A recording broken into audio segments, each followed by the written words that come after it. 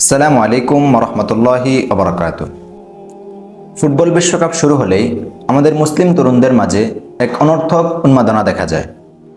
চায়ের দোকান থেকে সামাজিক যোগাযোগ মাধ্যম, সব জায়গায় শুধু তর্কের ঝড়। ইসলামে সুস্থ বিনোদনের সুযোগ রয়েছে, কিন্তু খেলাকে কেন্দ্র করে আজ আমাদের তরুণ সমাজের মাঝে যে অন্ধত্ব তৈরি হচ্ছে, তা তাদের ঈমান ও আমলকে চরম ঝুঁকির মুখে ঢেলে দিচ্ছে। এই সাময়িক উত্তেজনা আমাদের পরকালকে কিভাবে ধ্বংস করছে তা একটু ঠান্ডা মাথায় ভাবা দরকার। সবচেয়ে বড় ক্ষতি হচ্ছে আমাদের সময়, অর্থ ও এবাদতের।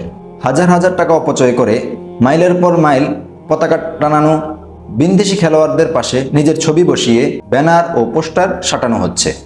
অথচ এই উন্মাদনার ভিড়ে কত যে জামাতে নামাজ ছুটে যাচ্ছে। রাত জাগার কারণে ফজরের নামাজ ছুটে যাওয়া এখনকার নিত্যদিনের চিত্র। পবিত্র কোরআনে আল্লাহ তাআলা অপচয়কারীদের সতর্ক করে বলেন, ইন্নাল মুবাদ্দিরিনা কানু ইখওয়ানা শায়াতিন। নিশ্চয়ই অপচয়কারীরা শয়তানের ভাই।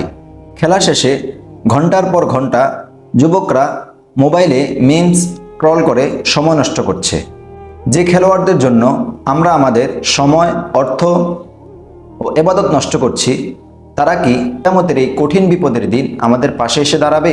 বর্তমান ডিজিটাল যুগে এই উন্মাদনা আরও ভয়ঙ্কর রূপ নিচ্ছে। খেলাকে কেন্দ্র করে ভাই ভাইয়ের মাঝে, বন্ধু বন্ধুর মাঝে ঝগড়া, মারামারি ও গালিগালাজে লিপ্ত হচ্ছে। মোবাইলের মাধ্যমে অনলাইনে অনেক যুবক বাজি ধরা বা জুয়ার মতো মারাত্মক গুনাহে লিপ্ত হচ্ছে। এর সাথে যুক্ত হচ্ছে সোশ্যাল মিডিয়ার কুরুচিপূর্ণ ট্রল কালচার, যেখানে প্রতিপক্ষকে হেয় প্রতিপূর্ণ করার জন্য এআই দ্বারা বিকৃত ছবি বানানো হচ্ছে।